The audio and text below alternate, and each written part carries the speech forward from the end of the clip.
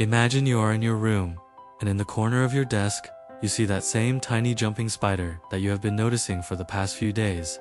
It is not building a web, it does not look lost. It slowly walks across the wooden surface, stopping from time to time, changing direction, and continuing to explore the environment as if every inch of that place is being carefully analyzed. But this time, instead of scaring it away or simply watching for a few seconds, you decide to perform an experiment. Using a delicate pair of tweezers, you bring a small fruit fly closer. For a few moments, nothing happens. The spider remains completely still. Then, almost without warning, it turns its body, locks its large front eyes onto the prey, and jumps. Everything happens too quickly for your eyes to fully follow. Before you even realize it, the fly has already disappeared between the jaws of this tiny hunter. It is an incredibly precise attack. But what happens next is even more fascinating. Instead of immediately running away, the spider stays exactly where it is. For a few seconds, its eyes remain focused on you. It is almost impossible not to feel like it is watching the creature that just offered it food. The next day, you repeat the exact same procedure. Same time, same place. Another fly, another perfect jump.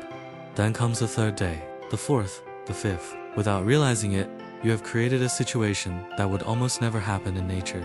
And this is exactly when the experiment stops being just a curiosity. It becomes a scientific question. What happens inside the brain of a spider when an animal thousands of times larger begins providing food in a predictable way? Does it continue seeing you as a threat?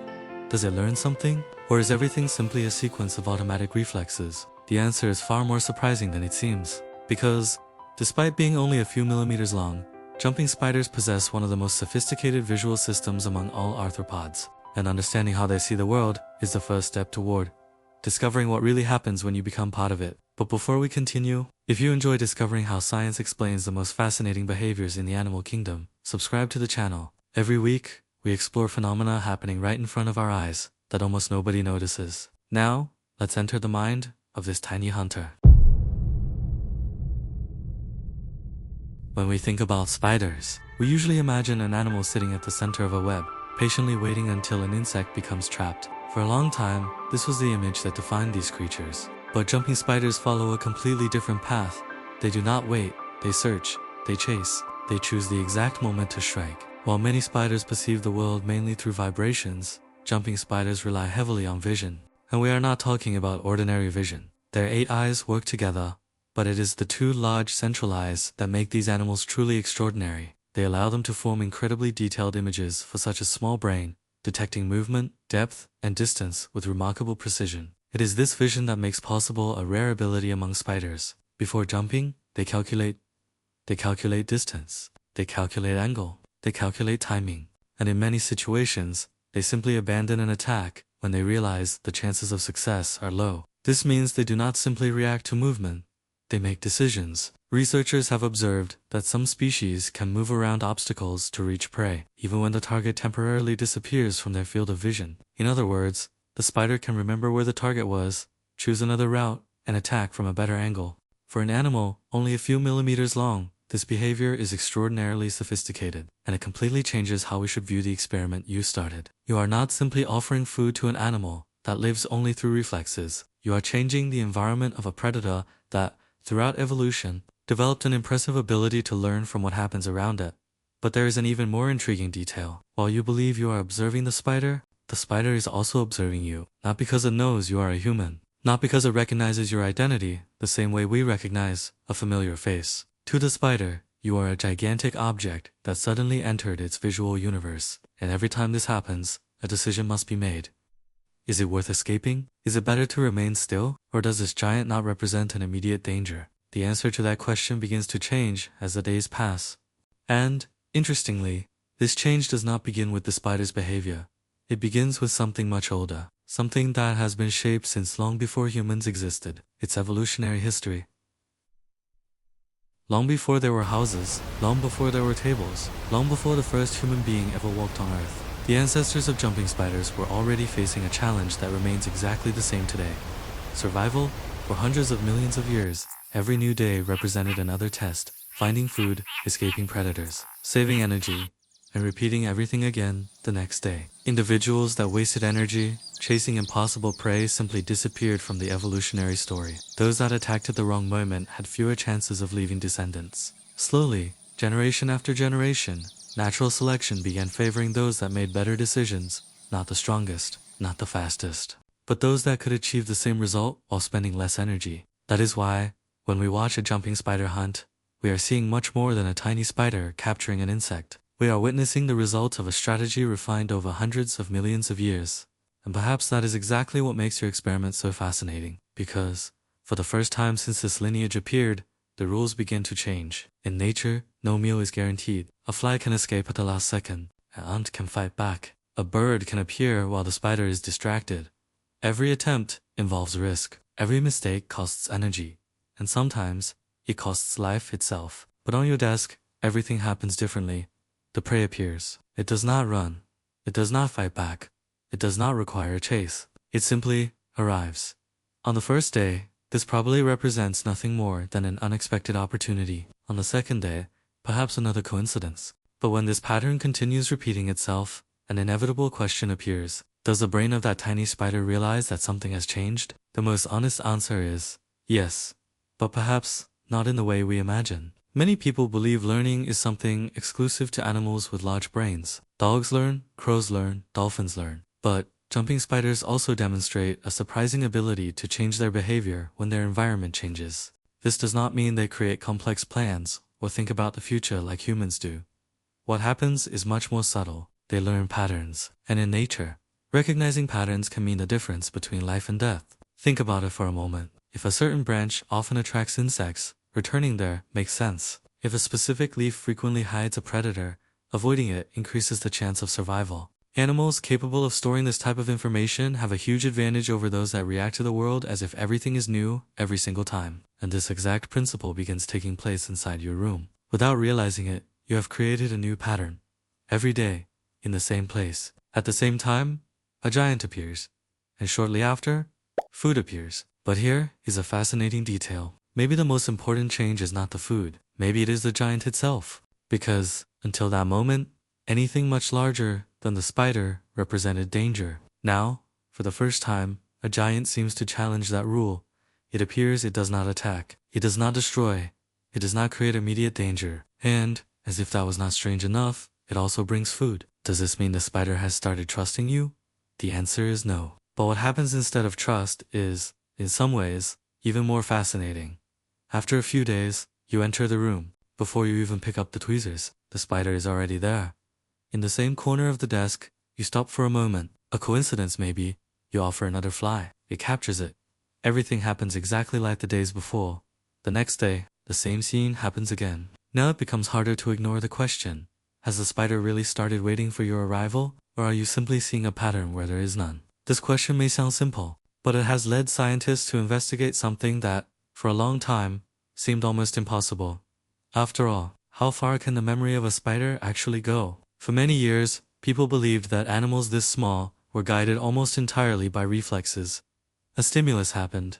A reaction followed, nothing more. But as researchers began studying jumping spiders more closely, that idea started to change. In laboratory experiments, some species have shown the ability to temporarily remember the location of prey, choose alternative paths, and modify their hunting strategies when situations change. This means they are not simply reacting to the present moment. They can use information gathered only moments before to decide what to do next.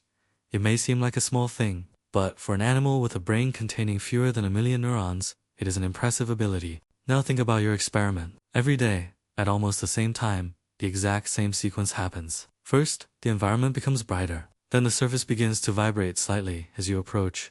A giant shadow crosses the desk, and moments later, food appears. After experiencing this sequence repeatedly, could the spider begin associating one event with another? Scientists believe this is possible, not because it knows who you are, not because it has developed some kind of emotional attachment, but because recognizing patterns has always been one of the greatest advantages in survival. In nature, almost nothing happens randomly. If a certain location frequently provides food, returning there is beneficial. If a certain situation usually leads to danger, avoiding it increases the chance of survival. Evolution has favored individuals capable of recognizing these patterns. That is why researchers often use a different word instead of trust.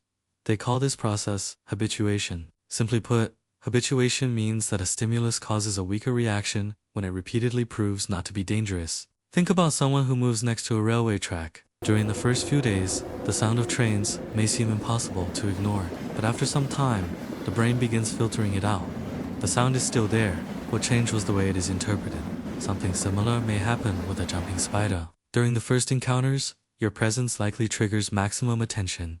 You are a gigantic object, much larger than anything it could ever fight. But as the days pass and no attack occurs, responding with the same level of fear becomes unnecessary. Remaining constantly alert requires energy, and wasting energy is something evolution has taught these animals to avoid. Slowly, your presence stops, representing only a possible threat. You become just another predictable element of its environment. But there is one detail that makes this even more fascinating. Even after becoming less likely to run away, the spider continues watching you. It follows your movements. It moves its eyes. It turns its body. At first glance, it looks like curiosity. But is that really what is happening? Or are those large eyes performing a completely different task? The answer reveals an ability that very few people imagine exists in such a small animal. Now imagine that this experiment continues. Days become weeks. The small spider that once escaped immediately when you approached now remains in the same place for a few extra seconds, following your movements with those large front eyes. But there is still one question left unanswered. Does it actually recognize you, or does it simply recognize a sequence of events? The most likely answer is the second one. The jumping spider does not look at you and think, "This is the human that feeds me." It does not have a mind like ours. It does not create emotional bonds in the same way a dog or a cat would. But that does not make its behavior any less fascinating, because recognizing patterns is one of the most powerful survival tools in nature. To that spider, you represent something very specific, a predictable event. A gigantic presence that appears, does not cause harm, and sometimes is followed by an opportunity for food. In the wild, predictability is extremely rare. An insect never knows when it will find its next meal. A predator never knows when its next hunt will be successful. But on that small piece of wood inside your room, the rules begin to change. And this creates another fascinating question. What happens when a predator that evolved to hunt begins receiving food without effort? Does it completely abandon its instincts? The answer is more complex. Even with easy access to food, a jumping spider remains a hunter. Hunting is not only a way to obtain energy, it is also a part of how this animal interacts with the world. The movement, the pursuit, the evaluation of risk. All of these behaviors are part of what makes a jumping spider what it is. But a constant source of food can change its habits. It may spend less time searching for prey. It may remain longer in areas where it has learned that opportunities exist. It may save energy that would normally be spent exploring dangerous environments. It is almost as if, for a brief moment, one of nature's oldest rules is suspended. The rule of scarcity. For millions of years, life has been shaped by limitation. Limited food, limited safety, limited opportunities. But now, suddenly, a tiny spider encounters something completely different, a routine. And then comes the final question. What happens if one day you simply stop? You enter the room. You look toward the corner of the desk, and the spider is gone. On the first day, it may continue exploring that area. On the second, it may search somewhere else. Eventually, if the pattern stops repeating itself, the environment begins being interpreted differently again. Nature does not allow animals to remain trapped forever, waiting for something that no longer happens. The same ability that allowed the spider to learn also allows it to adapt once again. And perhaps that is the most fascinating part of the entire story. The spider did not become your friend. It did not become a pet. It did not abandon millions of years of evolution because of a few fruit flies. What happened was something much more incredible. For a brief moment, two completely different species shared the same space. A human being trying to understand a tiny creature, and a tiny creature trying to understand the enormous world around it.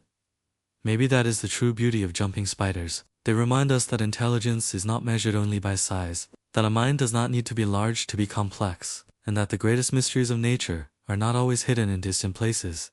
Sometimes, they are quietly walking across the wall of our own bedroom. The next time you find one of these tiny hunters, maybe you will not see just a spider.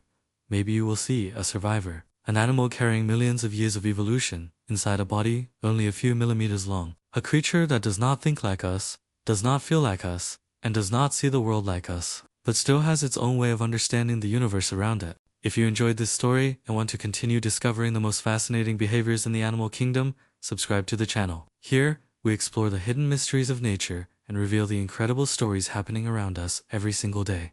Thank you for watching, and I'll see you in the next video.